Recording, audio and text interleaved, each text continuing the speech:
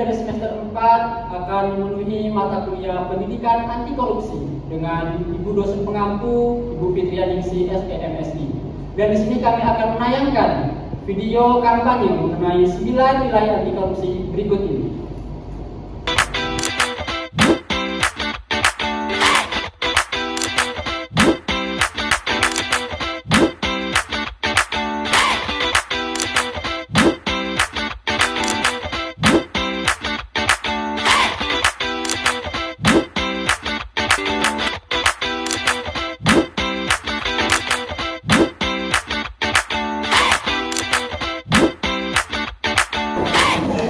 Assalamualaikum warahmatullahi wabarakatuh. Waalaikumsalam warahmatullahi wabarakatuh. Sebelumnya kami mengucapkan terima kasih kepada teman-teman semuanya yang telah memberikan dan meluangkan waktunya kepada kami, di mana di sini kami dari semester 4 ingin menyampaikan mengenai materi anti korupsi. Dan teman-teman semuanya, sebelum kami menyampaikan apa itu pengertian korupsi dan nanti 9 nilai anti korupsi, di sini kami akan memperkenalkan terlebih dahulu. Nama saya Setiandi, dan di sini ada teman-teman saya, ada Rafi Aditya, ada Eka Ahmad Fauzi, ada Saiful Rahman, ada Diana Fitri, Tiara Anggara, Antita Dea, Devi Artiana, dan Nabila Sumarni. Kita lanjut ke materi mengenai anti korupsi. Tentu saja korupsi itu sudah tidak asing lagi di telinga kita, ya kan? Jadi kira-kira teman-teman sudah tahu sih korupsi itu apa? Apa yang sudah tahu? Baik teman-teman semuanya, korupsi itu adalah perbuatan atau penyalahgunaan wewenang yang mana untuk memperkaya dirinya sendiri dan merugikan orang lain atau merugikan negara. Di sini juga anti korupsi adalah nilai sikap dan upaya untuk mencegah, menolak, dan melawan segala bentuk korupsi. Korupsi di Indonesia itu diberantas oleh yang namanya KPK. KPK itu adalah Komisi Pemberantasan Korupsi. Lalu di sini ada 9 nilai anti korupsi. Tapi sebelum menyampaikan 9 nilai korupsi, kita tentunya mengenai dampak korupsi. Dampak korupsi itu salah satunya mengurangi kepercayaan publik, menghambat pembangunan, merugikan keuangan negara, dan menciptakan ketidakadilan sosial. Dari ke-9 nilai anti korupsi, di sini saya akan menjelaskan salah satu poin dari 9 nilai anti korupsi itu. Yang pertama yaitu kejujuran. Kenapa kejujuran itu masuk di 9 nilai anti korupsi? Karena kejujuran adalah sebuah pilar dan fondasi untuk mencegah suatu korupsi, yang mana sikap berkata dan bertindak sesuai dengan fakta.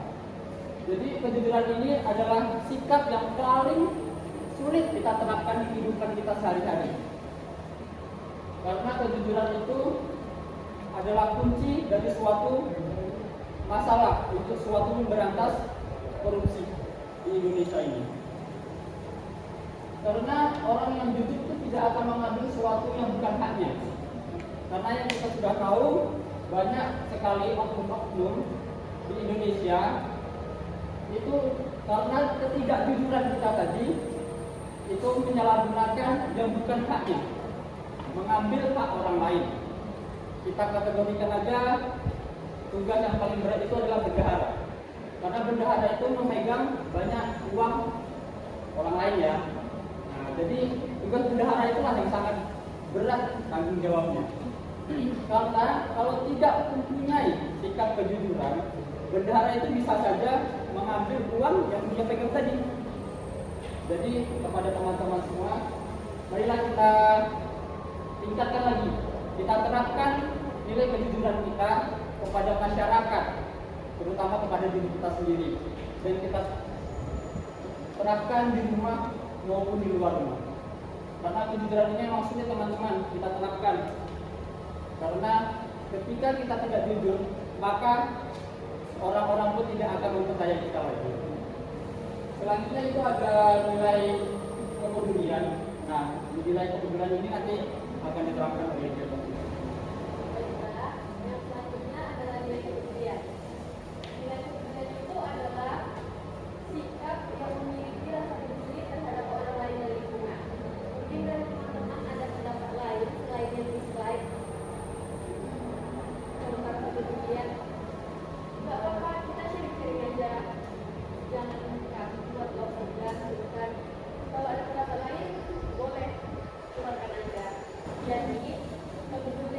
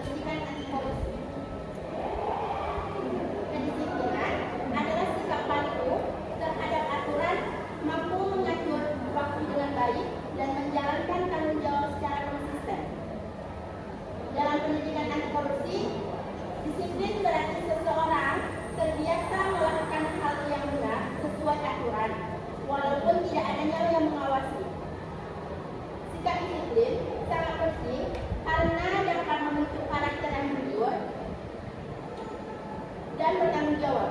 Orang yang disiplin biasanya lebih menghargai waktu, aturan, dan kewajibannya. Mereka juga tidak mudah tergoda untuk melakukan kecurangan demi kepentingan pribadi. Kalau dipikir-pikir, banyak tindakan tidak jujur berawal dari kebiasaan tidak disiplin. Misalnya, sering menunda tugas, datang terlambat, melanggar tanggung jawab, dan melanggar aturan. Kebiasaan kecil seperti itu, kalau terus dibiarkan, bisa membuat seseorang terbiasa mengabaikan aturan dan lebih mudah melakukan tindakan curang atau korupsi. Nah, teman-teman, menurut kalian, kenapa disiplin itu penting dalam kehidupan sehari-hari? Ada yang tahu? Oke, karena dengan disiplin, kita belajar bertanggung jawab terhadap diri sendiri dan menghargai hak orang lain. Disiplin juga membuat pekerjaan menjadi lebih teratur dan membantu kita mencapai tujuan dengan cara yang benar. Dalam pendidikan anti korupsi, kedisiplinan menjadi salah satu nilai penting karena korupsi sering terjadi saat seseorang tidak menghargai aturan dan hanya mementingkan dirinya sendiri. Orang yang terbiasa melanggar aturan kecil bisa saja nanti menganggap pelanggaran yang lebih besar sebagai hal biasa. Contoh dari sikap disiplin dalam kehidupan sehari-hari, misalnya yaitu datang tepat waktu, mengerjakan tugas sesuai deadline, mematuhi aturan yang ada, dan banyak sekali yang lain. Selanjutnya akan dijelaskan oleh Rafiq Syahid. Baik, selanjutnya adalah tanggung jawab.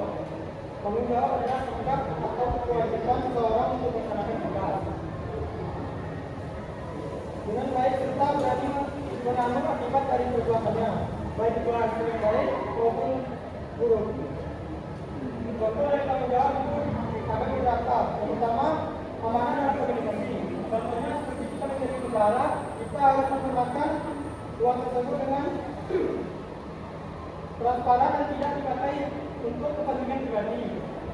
Yang kedua, disiplin waktu. Datang tepat waktu dan mengumpulkan tugas sesuai waktu yang ditentukan. Yang ketiga, tidak melakukan catatan. Contohnya seperti kita menjadi ketua kelas, kita tidak memilih delegasi atau menyalahgunakan visi. Baik, selanjutnya akan dijelaskan oleh Nabila. Baik, saya di sini akan menjelaskan tentang kerja keras.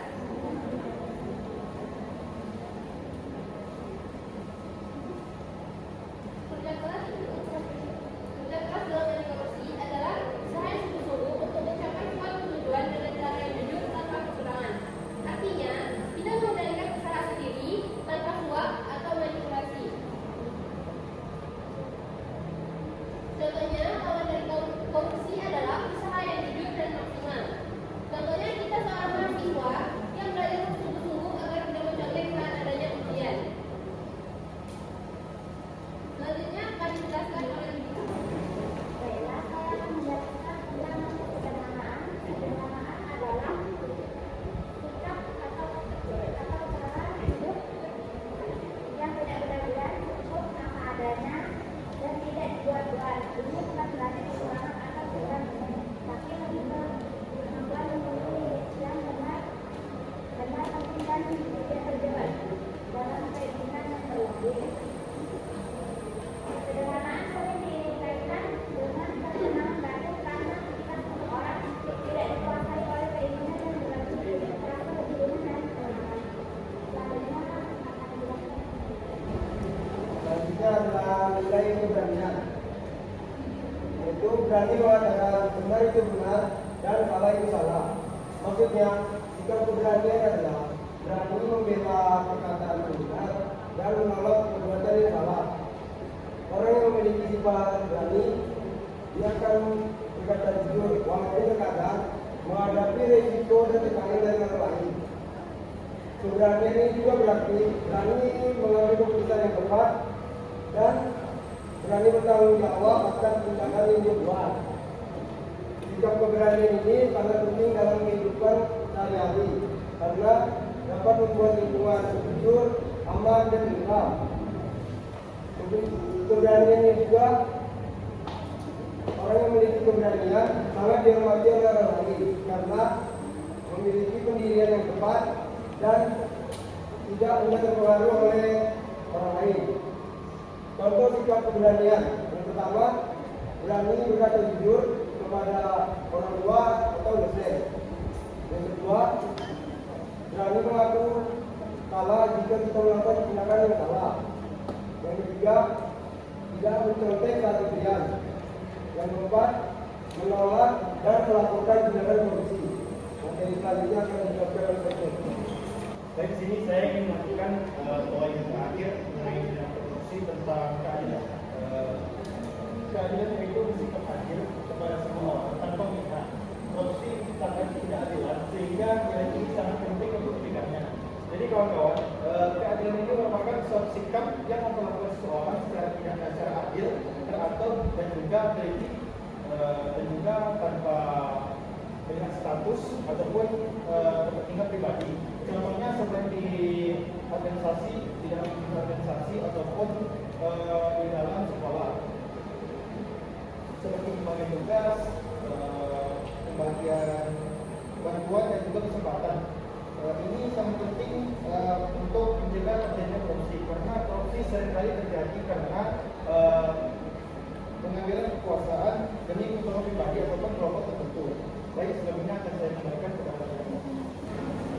Nah, teman-teman semua, kita kan tadi sudah tahu nih apa itu korupsi, apa dampaknya, dan itu sudah diterangkan oleh teman-teman dari kelompok kami mengenai 9 anti-korupsi, 9 nilai anti-korupsi. Jadi korupsi itu tidak dapat diberantas hanya oleh pemerintah saja atau suatu lembaga hukum. Jadi diperlukan dukungan oleh seluruh masyarakat. Setiap individu, komunitas, dan lembaga harus bersatu untuk menolak daya suap, menjunjung tinggi kejujuran, serta menentang praktik curang.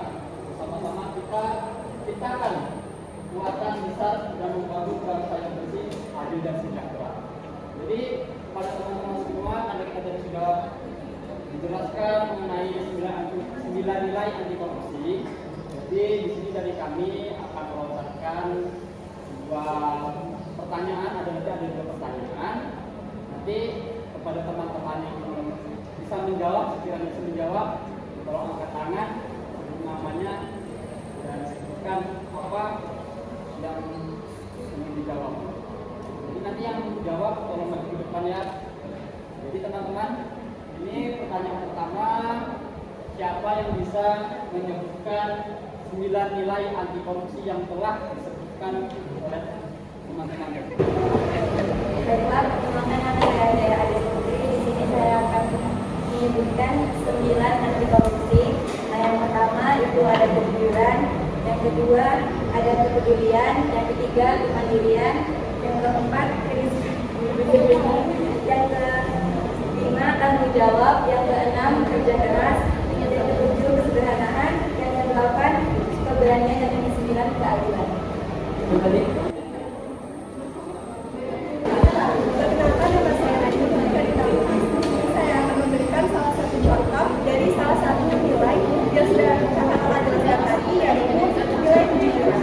Contohnya yaitu dalam hal sederhana kemuliaan, kita seringkali melihat orang-orang yang tidak jujur baik dalam mengerjakan tugas, dalam mengerjakan ujian, apalagi dalam hal korupsi.